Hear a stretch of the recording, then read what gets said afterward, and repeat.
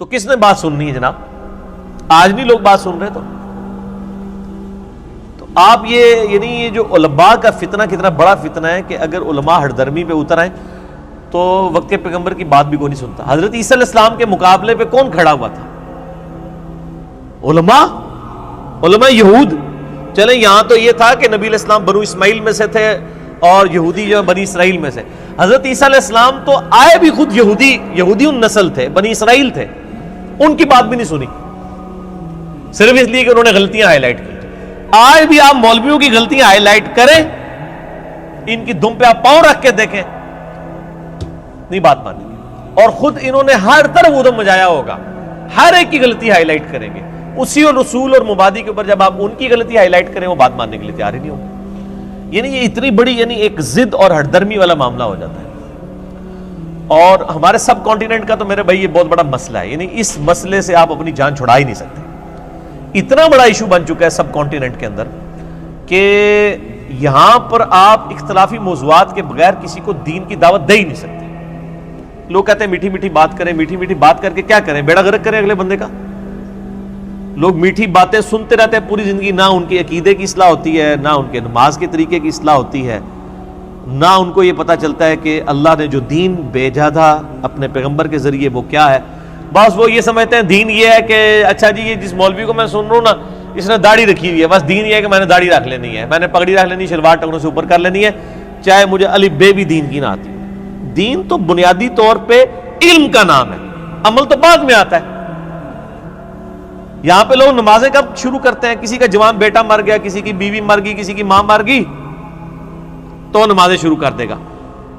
نمازیں کیسے شروع کرے گا؟ وہ اس کے محلے کی جو مسجد ہے نا, اس مسجد کا جو فرقہ ہے نا, اس فرقے میں وہ فلرش کرے گا. حالانکہ ہونا چاہیے تھا کہ اب اس نے اللہ کے لیے ڈسین کیا ہے, اتنی جیڑی مسجد ہے اتنے جا بڑے آتے مطلب وہی کام شروع کرتا ہے. ہمارے محلے میں ایک واقعہ ہے کہ ہمارے محلے میں میری دادی ماں بتاتی ہیں, ایک وہ میری دادی ماں کی آلموسٹ ہم عمر ہی تھی, وہ فوت ہو چکی ہیں, تقریباً 70s کی ایج میں وہ فوت ہو گئی تھی. تو ان کے بارے میں دادی ماں بتا رہی تھی کہ یہ خاندان پہلے یعنی مسلمان تھا, سنی خاندان تھا. یہ جب وہ بوڑھی عورت پیدا ہوئی نا تو وہ جس باپ کے ہاں وہ اولاد پیدا ہوئی وہاں پہ ان کے گھر اولاد کوئی نہیں تھی. کتنے عرصے بعد اللہ نے ان کو بیٹی دی. اس بندے نے کبھی نماز روزہ کبھی کوئی چیز نہیں پرفارم کی تھی. یعنی میں بات کر رہا ہوں 19 کوئی 20-25 کے قریب کی, پاکستان بننے سے پہلے. ان کے گھر بیٹی ہوئی, وہ اتنا خوش ہوا کہ وہ مسجد میں چلا گیا شکرانے کے نفل پڑھنے کے لیے. اور وہ مسجد جو ہے وہ قادیانیوں کی عبادت گاہ تھی. وہ قادیانی ہو گیا, آج ان کی پوری نسل قادیانی ہے. استغفر اللہ پڑھ رہے ہو تو بریلوی دیوبندی اہل حدیث بھی انجی ہوئے جائے. یعنی آپ نے کبھی دیکھا ہے کہ ایک بریلوی کی ماں مری ہو اور اس نے نمازیں شروع کر کے وہ اہل حدیث ہو گیا ہو؟ فلرشنگ بریلوی ہوگا وہ بریلویت میں ترقی کرے گا, اسلام میں نہیں. اہل حدیث جو ہے وہ اہل حدیثیت میں ترقی کرے گا, اسلام میں نہیں. ایک شیعہ تو وہ شیعت میں ترقی کرے گا. کبھی آپ نے سنا ہے کہ جی ایک شیعہ کا جوان بچہ مر گیا اور ماشاءاللہ وہ اس کے بعد سنی ہو گیا؟ نہیں, وہ پریکٹسنگ شیعہ ہو جائے گا. وہ کہے گا ایت کی مرم والے لوگ تھے 2 دن میں 10 دیکھا دیا گا. تو یہاں پہ جب کوئی بندے کو ٹھوکر لگتی ہے نا, وہ علم نہیں حاصل کرتا بلکہ اپنے فرقے میں فلرش کرتا ہے. اور ٹنی والا کام ہوا ہے نا, پڑھ پڑھا کے سنی, ٹنی پڑھ پڑھا کے نہیں, بس وہ ویخ مکھا کے سنی, اندھے بن کے سنی. تو یہ اس طریقے سے معاملات چل رہے ہوتے ہیں. اللہ تعالیٰ جس کو توفیق دیتا ہے وہ پھر علم کے اوپر یعنی بنیاد رکھتا ہے. اور نبیوں کی وراثت جو ہے وہ تو علم ہے نا جی, عمل تو بعد کی چیز ہے. تو یہاں لوگ کہتے ہیں جناب وہ بڑا نیک ہو گیا, اور نیکی کیا ہو رہی ہوتی ہے وہ دیکھتے ہیں وہ چہرہ بڑا نورانی ہو گیا. وہ اللہ تو بندے ٹرمپ کو داڑھی دکھوا دیں, اس کا چہرہ بھی آپ کو نورانی نظر آنا شروع ہو جائے گا. ٹھیک ہے نا جی. یعنی شکلوں سے کیسے کوئی فیصلہ کر سکتا ہے؟ تارج جمیل صاحب کی شکل دیکھ کے کیا بریلویوں نے مان لیا کہ ہاں جی وہ دیوبندی بڑے سونے ہوتے ہیں؟ وہ کہیں گے نہیں جی تانوں سونی لگ رہی ہے, سامنے پھٹکار نظر آ رہی ہے ہوتے. اور دیوبندیوں سے پوچھیں وہ کہیں گے الیاس قادری صاحب کے بارے میں اس طرح کے نعوذ باللہ کمنٹس کر دیں گے. تو یہ سارے ایک دوسرے کے بارے میں کرتے ہیں. آپ میں یعنی جب یہ علماء کے جو کلپس ہیں نا آپ اپلوڈ ہوئے ہوتے ہیں نا، ان کے نیچے کمنٹس پڑھا کریں. ایک ہی مولوی کے بارے میں ایک بندہ کہہ رہا ہوتا ہے کتنا نورانی چہرہ ہے، دوسرا کہتا ہے لعنت پہ ہی ہے. چلو ویڈیو ڈیفرنٹ نہیں ہوتی، ایک ہی ویڈیو میں ایک بندے کو لعنت نظر آ رہی ہوتی ہے، ایک کو نورانیت نظر آ رہی ہوتی ہے. سر یہ دونوں ہی فراڈ ہے.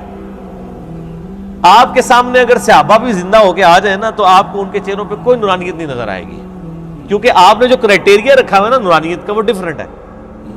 بریلویوں کے نزدیک جس نے مونچھیں چٹ کی ہوئی ہے نا وہ نورانی نہیں ہو سکتا، کیونکہ وہ تبلیغی جماعت کا ہے اور وہ گستاخ رسول ہے.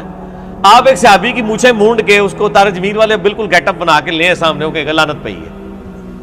باج دسنا انہوں کے صحابی ہے، پہلے نہیں.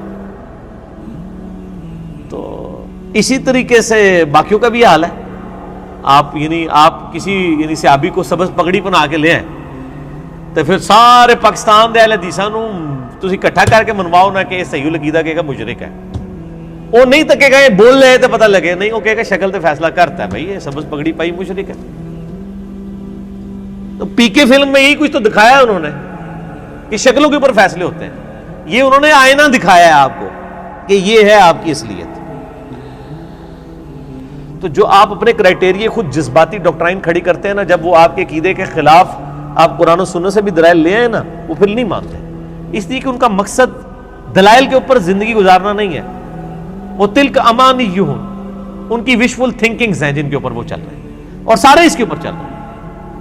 کل حزب بما لدیہم فرحون، ہر گروہ اس پہ خوش ہے جو اس کے پاس ہے.